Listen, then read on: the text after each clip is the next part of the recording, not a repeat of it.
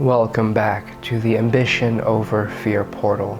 I'm Atlas Opia, and I help people expand their interdimensional knowledge. In today's video, I'm going to be discussing why your imagination is real.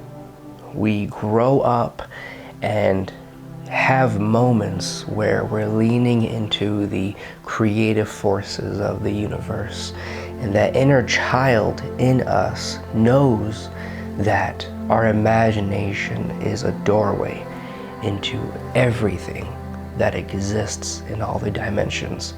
But as we're growing up, we can have these influences in our life: family, friends, culture, religion. And in those moments, we're told that the imagination is not real. So then our mind creates an association to our imagination that is very limiting. And this can stop us when we're wanting to tap into different dimensions so we can perform our healing more effectively or our manifestation more effectively. And that can be about what you want to create on Earth or how you would like to create in the alternate dimensions. And if you have a reincarnation as a different interdimensional being and you're remembering these things, it's very important that you not only remember that reincarnation, but merge into the truth about the imagination long enough so you can use that as a way to be more interplanetary, more interdimensional, and more integrated as a spiritual being. And as we're talking about the imagination, I want you to take a moment to truly ask yourself if you believe the imagination is real. What purpose do you think the imagination is for? And how have you used your imagination throughout your life? When you ask these questions, you can truly find the inner energetic blocks that exist.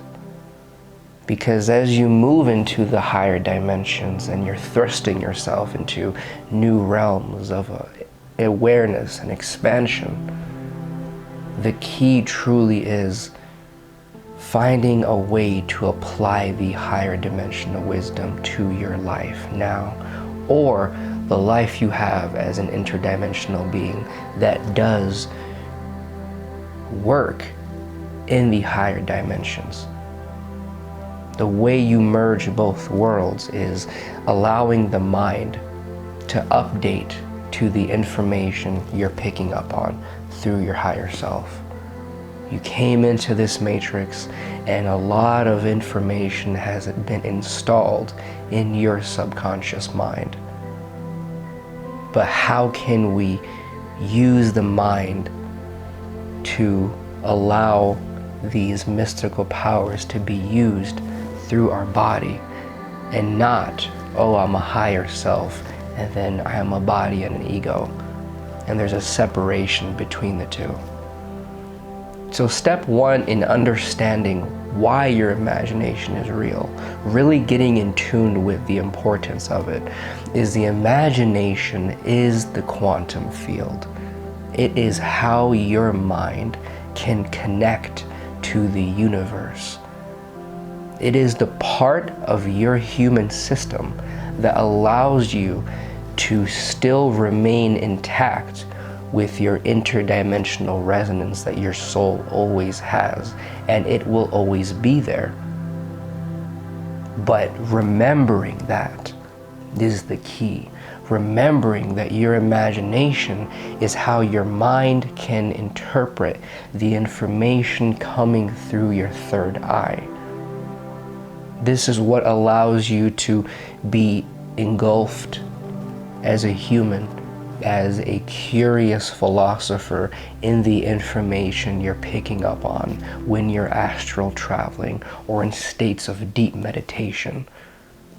That's how this spiritual expansion is applicable to your day-to-day life. There are many ways this can happen, but without utilizing the imagination, we don't allow our intuitive muscle to lead, and we truly use the logical mind as a mechanism that not allows us to traverse the third dimensional world, but keeps us glued and bounded to the third dimensional world. Remember that. Now, everything has a different truth depending on the perspective you look at it from. So logic itself is the way your soul, which is formless, can take form through a body and interpret the world around you for a long enough time period when you're in this reincarnation. But if we're talking about really examining the pockets of potential within, it's really looking at how can we approach something from a multidimensional point of view. How can you connect your physical, emotional, mental, and spiritual realm so you know when to go into what dimension for what reason to solve a particular issue you're dealing with or to serve a particular manifestation. Your imagination is the quantum field.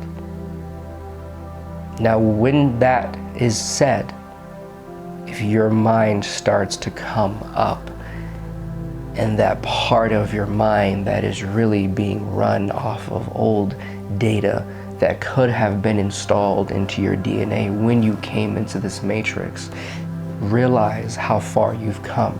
Ask yourself, how many times have you disproven a belief you've had about reality through the esoteric universe? Step 2 on understanding the imagination is truly realizing that when you're able to entertain that thought, that the imagination is the quantum field, now it's moving into this beautiful resonance that if you would like to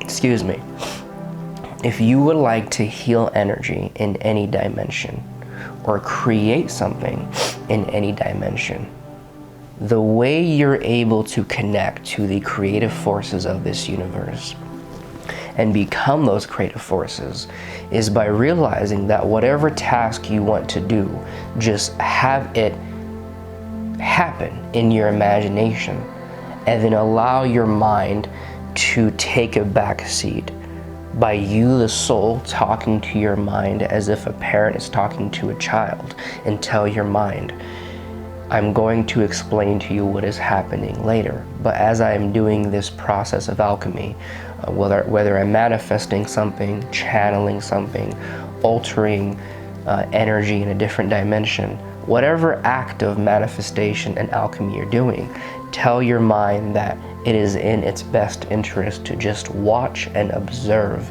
and be surprised by what is happening. That'll allow your mind to shift into the inner child and use curiosity as a mechanism of learning instead of clinging to fear, which is, I am the mind, I am a solid identity that is going to keep the soul here, and I don't want anything to get dismantled because I'm fearful that the soul will not know what to do in this reincarnation. That is why your mind wants to keep a solid framework of energy around you. It's used as a tool to keep you in this simulation.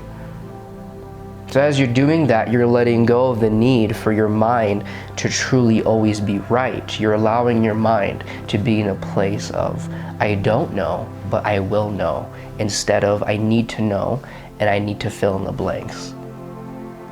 So whatever you're doing, say you're wanting to heal a part of your body or an organ, you use your imagination, and you can do this by truly allowing yourself to go into your third eye by feeling a pressure in between your eyes, or by imagining a doorway that leads to everything that has ever existed, and by feeling a moment where you entertain the thought that you're going to be omniscient, you're going to be all-knowing. And this is not taking on some type of delusional state of mind. It is respecting that everything is a network of energy, and we're living in this universe that is connected by the purest form of consciousness, and everything is made up of that.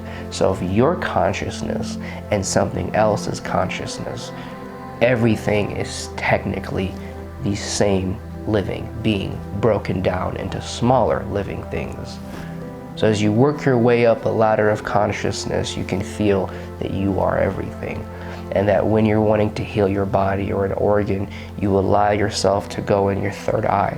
Imagine a spindle going in or out in whatever direction you need to see, in whatever color your imagination needs to see to connect your body to the soul. And then you imagine what the cells look like in that organ or part of your body. And then you can remove the cells and networks of energy that are causing a disimbalance, and then you can bring in a structure of energy that can help heal that part of the body or organ.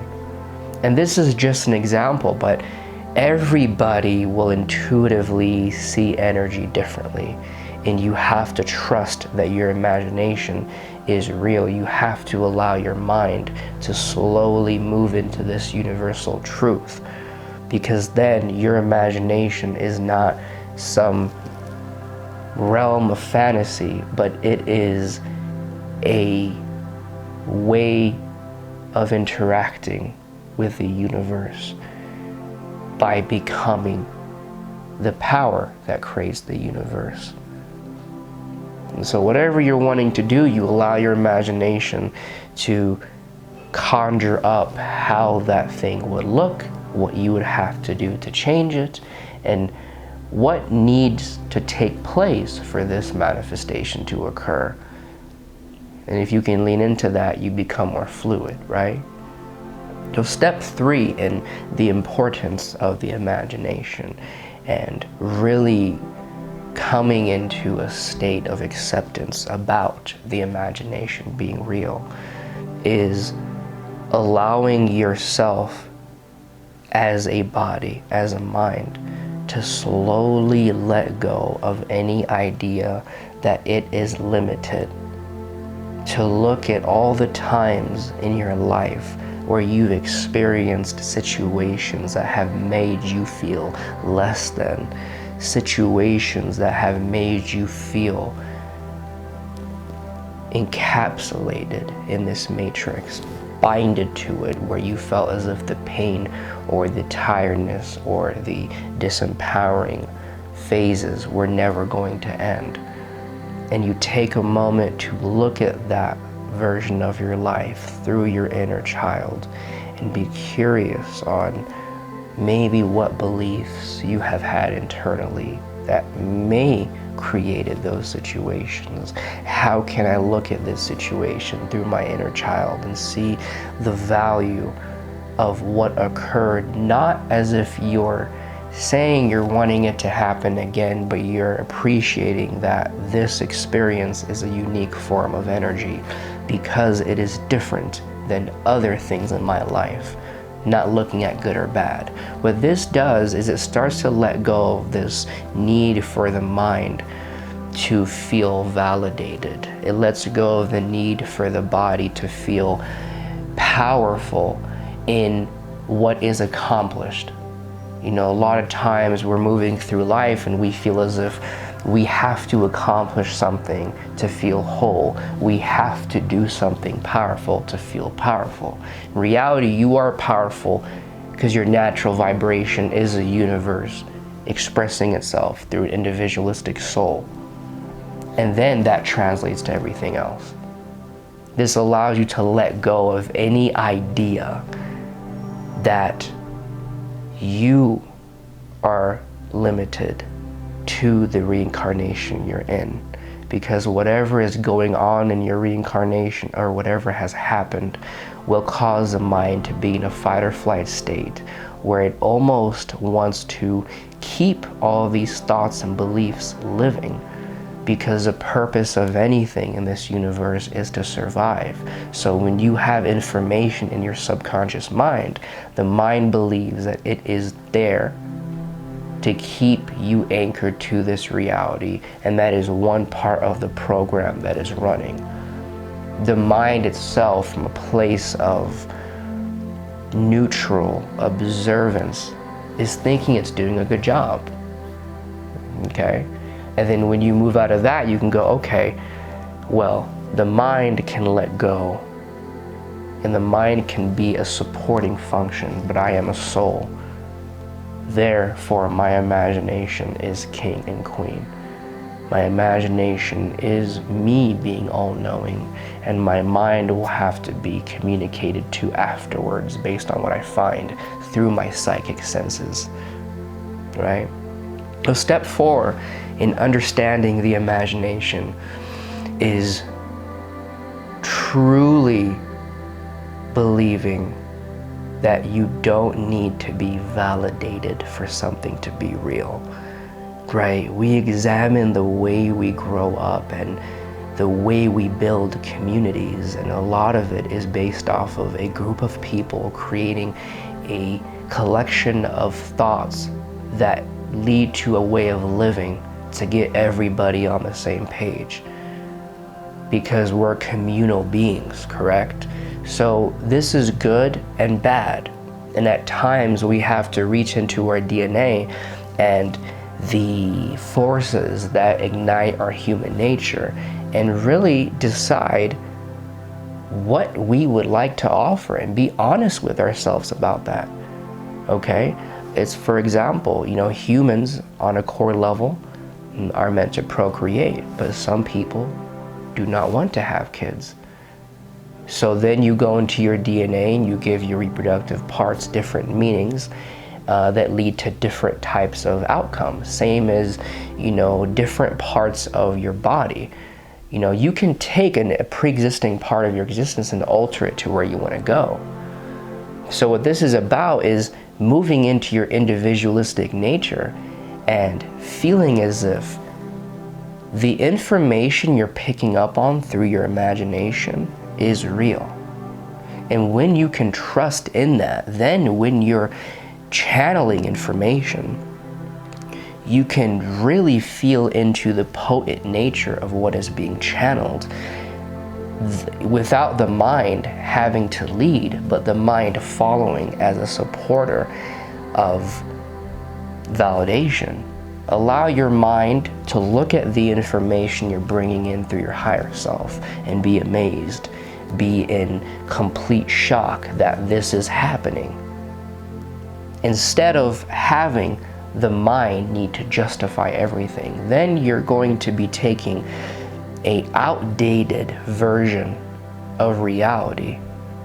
Your mind is functioning based off of when you came into this matrix, the code that you adapted onto through the collective consciousness and what you were around.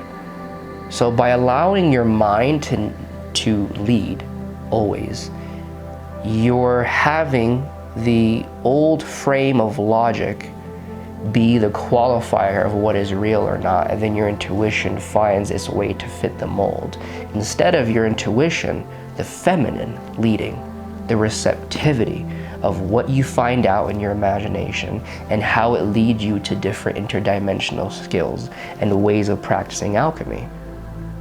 Then your mind coming in and having to update itself using the masculine, where you create organization of this energy so you can break it down step by step.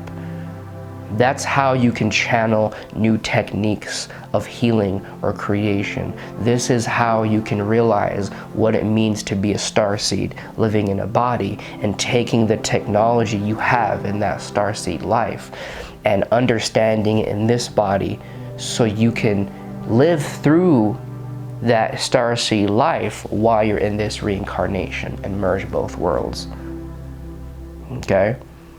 I hope you guys enjoyed the video, and remember to subscribe and comment. Let me know what you think, any questions you have, or any other truths you found out about this topic. I'd love to hear from you.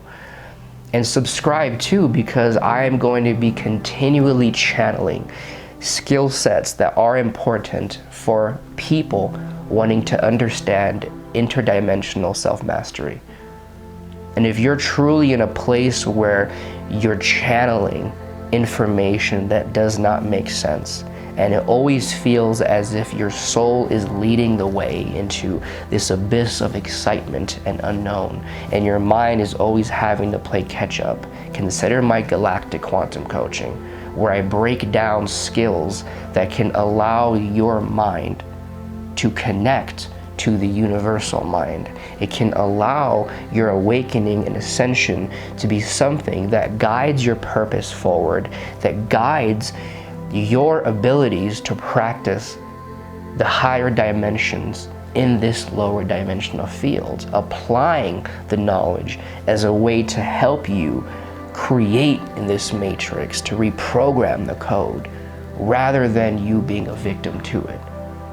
Through my coaching, I break down these high octave concepts in understandable skills, and each skill is broken down step by step. And when we're together, I tap into your field, I shapeshift into your akashic records, and I explain to you a way to understand the skill in reflection to the different past lives you have had, so you ignite a true understanding of what I'm saying. Okay?